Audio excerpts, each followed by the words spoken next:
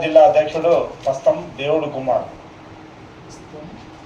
దేవుడు కుమార్ కుమార్ దేవుడు దేవుడు దేవుడు కుమార్ హైదరాబాద్ అధ్యక్షుడు. హైదరాబాద్ ఏమన్నారు? హైదరాబాద్.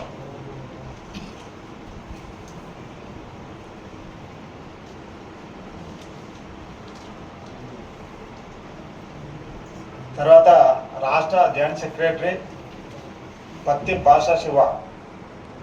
రాష్ట్ర జాయింట్ సెక్రటరీ పత్తి భాషా శివ.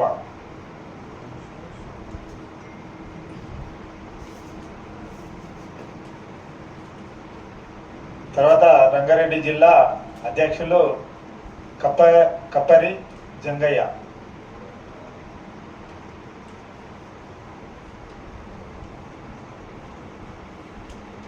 తింగల మన వాళ్ళ పేర్లు చెప్పు అందరి.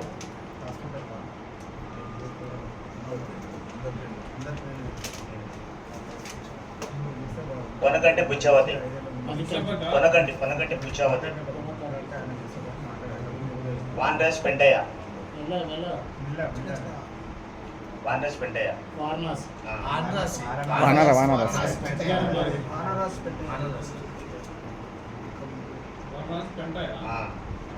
దొక్క మొగలయ్య,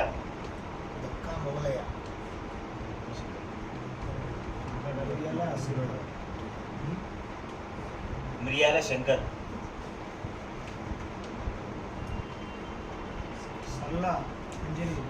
సన్మండ్ల సల్ల అంజనేయులు,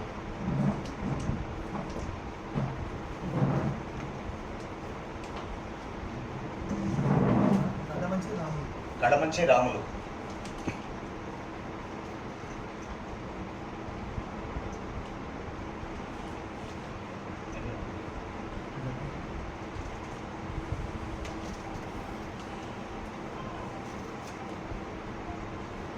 నా యూట్యూబ్ ఛానల్ వాళ్ళు లేరా? కానీ వచ్చినాక స్టార్ట్ చేద్దాం. తీరా మీరు వెళ్ళిపోతారా? మరి వాళ్ళు కూడా ఉండాలి కదా మనకు. అన్నా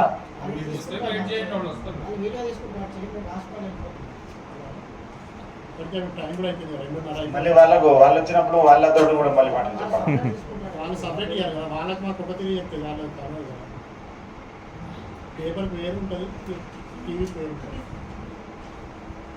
ఎస్సీ వర్గీకరణ విషయంలో గత 30 సంవత్సరాల నుండి అలుపెరగని పోరాటం చేసిన పద్మశ్రీ అవార్డు గ్రహీత శ్రీ మందకృష్ణ మాదిగ గారికి, అదేవిధంగా ఎస్సీ వర్గీకరణ విషయంలో సహకరించిన కేంద్ర రాష్ట్ర ప్రభుత్వాలకు, అదేవిధంగా ఎస్సీ వర్గీకరణ విషయంలో సానుకూలంగా తీర్పిచ్చిన సుప్రీంకోర్టుకు ప్రత్యేక ధన్యవాదాలు తెలియజేస్తున్నాం. ముఖ్యంగా ఎస్సీ వర్గీకరణ విషయంలో తెలంగాణ రాష్ట్ర ప్రభుత్వం యుద్ధ ప్రాతిపదికన కులగణన చేసి ఎస్సీ వర్గీకరణ 3 విభాగాలుగా చేసినందుకు తెలంగాణ రాష్ట్ర ముఖ్యమంత్రి వర్యులు, వారి మంత్రి వర్గ బృందానికి, అదేవిధంగా ఎస్సీ ఏకసభ్య కమిషన్. ఇది మేము చదువుకుంటాం, మీరు డిమాండ్ అనేది చెప్పేసండి, ఏం కోరుకుంటున్నారు ప్రభుత్వం అది చెప్పండి, ఇది మేము చదువుకుంటాం. ఓకే. గత అసెంబ్లీ ఎలక్షన్ ముందు ఎస్సీ రిజర్వేషన్ శాతాన్ని 15%, దాన్ని 18% పెంచుతానని కాంగ్రెస్ పార్టీ హామీ ఇచ్చింది. కాబట్టి ఇప్పుడు ఈ వర్గీకరణ విషయంలో ఈరోజు గత 30 సంవత్సరాల నుండి పోరాటం చేసిన ఈ ఎస్సీ వర్గీకరణ విషయంలో సుప్రీంకోర్టు సానుకూలంగా తీర్పిచ్చిన ఈ సమయాన ఆ 15% శాతాన్ని 18% పెంచుతానని కాంగ్రెస్ హామీ ఇచ్చింది. కాబట్టి మరో 3% పెంచి ఈ ఏ గ్రూప్లో ఉన్న 15 కులాలకు 1% రిజర్వేషన్ శాతాన్ని పెంచారు కనుక మరో జనాభా ప్రతిపాదకన కాకుండా అన్ని రంగాలలో వెనుకబడిపోయారు. కాబట్టి మరో 2% రిజర్వేషన్ శాతం పెంచాలని మేము ప్రభుత్వాన్ని కోరుతున్నాం. అదే మొత్తం 20 18 అంటే ఇంకా పెంచాలంటున్నారు. ఇంతకుముందు 15 ఉంది, దాన్ని 18% చేస్తానే అసెంబ్లీ ఎలక్షన్ ముందు వాళ్ళు హామీ ఇచ్చిర్రు. అయితే మరో 3% వస్తే పెంచితే 18% అవుతుంది కదా. మీకు 1% పెరిగింది. మాకు ఇంకొక శాతం మాకు పెంచాలని అంటున్నాం. వెనుకబడ్డ కులాలు. 10% పెరిగితే అందులో మీకు 1% పెరుగుద్ది అది. అని మేము ప్రభుత్వాన్ని కోరుతున్నాం. అదేవిధంగా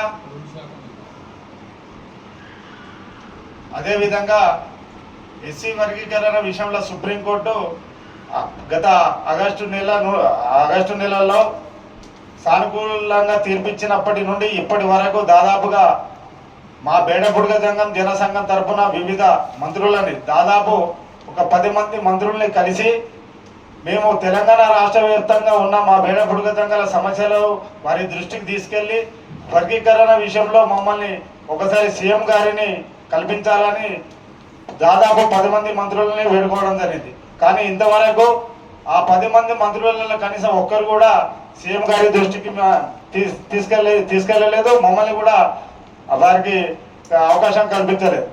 కాబట్టి మేము ఇన్ని సంవత్సరాలుగా స్వాతంత్రం వచ్చి 76 సంవత్సరాలు గడుస్తున్నా కూడా ప్రతి కులంలో ఒక ఎమ్మెల్యేగా ఉన్నారు, ఒక ఎమ్మెల్సీగా ఉంటారు, ఒక కార్పొరేషన్ చైర్మన్గా ఉన్నారు. కాబట్టి మేము ఈరోజు గత వర్గీకరణలో 3 విభాగాలుగా చేసినందుకు ఏ గ్రూపులో 15 కులాల్లో మేజర్ కులమైన మా బేడబుడుగ సంఘాలకు ప్రత్యేక కార్పొరేషన్ ఏర్పాటు చేసి ఏ గ్రూపు వారికి ప్రత్యేక కార్పొరేషన్ ఏర్పాటు చేసి 10,000 కోట్ల రూపాయల నిధి ఏర్పాటు చేయాలని మేము ప్రభుత్వం దృష్టికి తర్వాత ముఖ్యమంత్రి దృష్టికి తీసుకుపోవాలని, అదేవిధంగా ఒక ఎమ్మెల్సీ